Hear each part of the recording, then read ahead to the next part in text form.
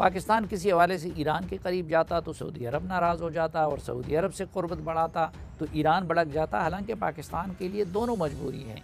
Iran पड़ोसी मुल्क है और पाकिस्तान। आप देखें कि प्राइम मिनिस्टर नरेंद्र मोदी की जो पॉलिसी है regarding Iran, it is working, it's on middle east is working.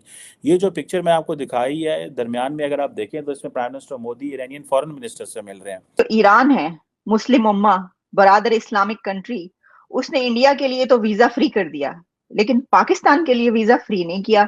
तो क्या ये खुला तजाद नहीं बकौल सुहेल वड़ाइट साहब?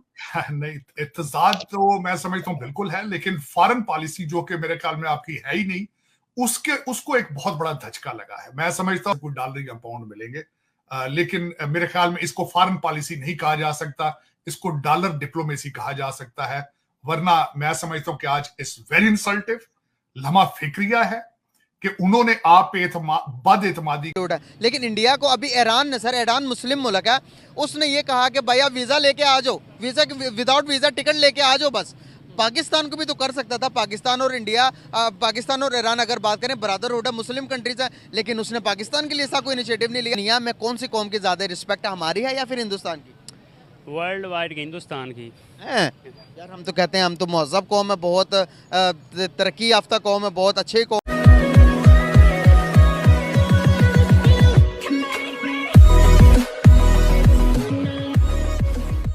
नमस्कार दोस्तों, अब पाकिस्तान की मजबूरी देखिए कि अगर वो ईरान के साथ रिलेशन मतलब क्लीन करता है, अच्छे करता है, तो सऊदी बुरा मान जाएगा। अगर सऊदी और यूएई के साथ उनके रिलेशन वो सुधारते हैं या फिर कहे कि बेटर करते हैं, तो ईरान बुरा मान जाएगा। क्योंकि देखिए सऊदी अरेबिया और यूएई जो दोनों कंट्री है वो सुन्नी कंट्री है और ईरान जो है वो शिया कंट्री है। पाकिस्तान खुद को सुन्नी कंट्री कहता है, लेकिन वो सारे पाकिस्तान को मुस्लिम कंट्री मानते ही नहीं है, दोगला कंट्री मानते हैं। लेकिन एक पॉपुलेशन है, एक आर्मी है, तो उसके हिसाब से न्यूक्लियर पावर भी है, तो उस हिसाब से काउंट कर लिया जाता है। अब देखने वाली बात यहाँ पर यह है कि इंडिया को ईरान ने फ्री वीज़ा एंट्री दे दी। पिछले दिनों अगर आप देखो तो कई सारे कंट्रीज दे चुके हैं।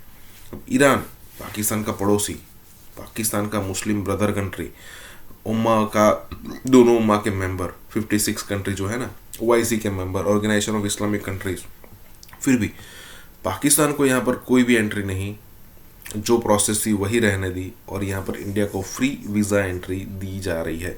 अब सबको पता है कि इंडिया से बहुत सारे टूरिस्ट घूमने जाते हैं, तो उनकी इनकम होगी जो भी हो, लेकिन यहाँ पर इंडिया का जो पासपोर्ट है वो स्ट्रांग हो रहा है। इसी के साथ ही वीडियो शुरू करते हैं। ईरान है मुस्लिम उम्मा, बरादर इस्लामिक कंट्री, उसने इंडिया के लिए तो वीजा फ्री कर दिया, लेकिन पाकिस्तान के लिए वीजा फ्री नहीं किया। तो क्या ये खुला तजाद नहीं बकौल सुहेल वड़ाइट साहब?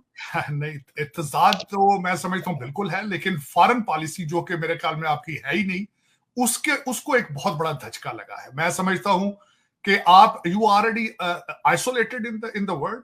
आपके अफगानिस्तान के साथ आप बॉर्डर है, उनके साथ आपके हालात क्या हैं, आपके भारत के साथ रिलेशनशिप कैसे हैं। आज ईरान ने भी आपको जवाब दे दिया है, सी पैक पे आपने पिज़्ज़े बना लिए हैं, आज आप अमेरिका बैठे हैं यहाँ पे। अब मैं ये समझता हूं कि आपके रिलेशनशिप किसके साथ ठीक है। अगर ठीक है तो सिर्फ उन ममालिक के साथ जिनसे आपको उम्मीद होती है कि वहां से कोई $1 या पाउंड मिलेंगे। लेकिन मेरे ख्याल में इसको फॉरेन पॉलिसी नहीं कहा जा सकता, इसको डॉलर डिप्लोमेसी कहा जा सकता है। वरना मैं समझता हूं कि आज इस वेरी इंसल्टिव, लम्हा फिक्रिया है कि उन्होंने आप पे बद एतमादी का इजहार क्यों किया है। They don't trust you anymore. आप देखें कि प्राइम मिनिस्टर नरेंद्र मोदी की जो पॉलिसी है regarding Iran, it is working, it's on middle east is working. ये जो पिक्चर मैं आपको दिखाई है दरमियान में, अगर आप देखें तो इसमें prime minister Modi Iranian foreign minister से मिल रहे हैं। Iran, sorry, Indians are investing lot in Iran for so many reason. उसके बहुत सारे वजूहत हैं। दे नो ईरान जो है वो बड़ा एक इम्पॉर्टेंट है, एंड इंडियंस को इस चीज़ का पता है कि Iran is a serious country, and ईरानी समझते हैं India is a serious country. Despite the fact कि पाकिस्तान ईरान का नेबर है, हमें ऐसी फैसिलिटी नहीं मिली।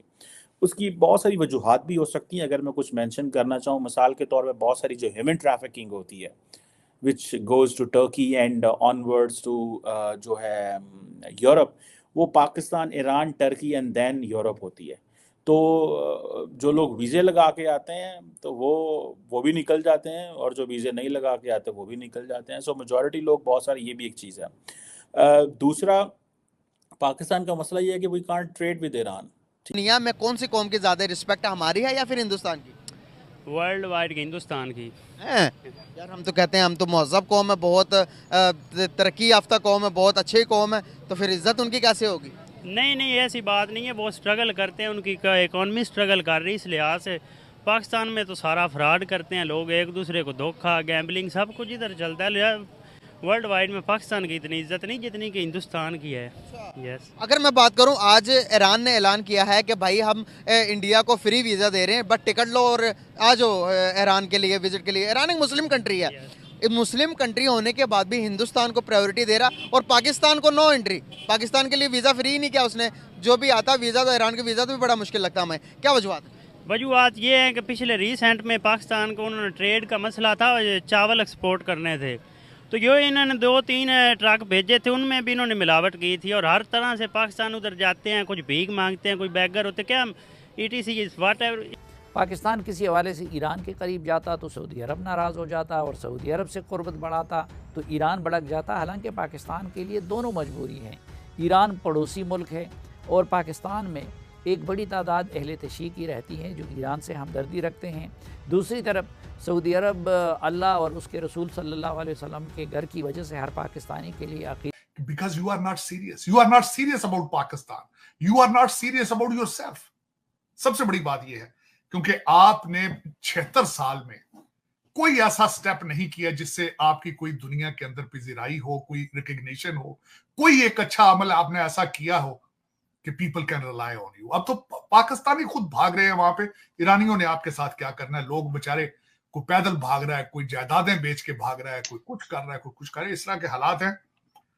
लेकिन सारी साहब, अगर आपको याद हो, कुछ अर्सा पहले हमने वो बॉर्डर ट्रेड शुरू की थी कि जी वो मंडियां बन रही हैं दोनों तरफ के बॉर्डर पे, ईरान से ताल्लुकात बड़े अच्छे हो रहे हैं, तो हमने चले अच्छी बात है, बड़ा हमने उसको वेलकम किया कि ठीक है, बिल्कुल सबके साथ ताल्लुकात होने चाहिए। तो ये तो वो सब कुछ करके अब उन्होंने वीजा किसी और के लिए खोल दिया, जिसको आप दुश्मन कहते हैं उनके लिए खोल दिया, आपके लिए नहीं खोला। नहीं खोले। उसकी वजह ये है, मैं बताता हूँ ईरान के साथ आपके रिलेशनशिप क्या है। एक तो सबसे पहले जो आप शिया कम्युनिटी के साथ जो हालात आप करते हैं वो एक वजह है।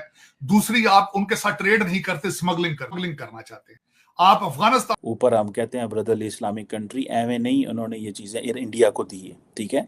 और इंडिया के अंदर if I know there is a segment of India का एक सेगमेंट है जो इस वक्त कह रहा है, प्राइम मिनिस्टर मोदी को कह रहा है कि इन get closer with Iran for Pakistan, get closer with Afghanistan for Pakistan.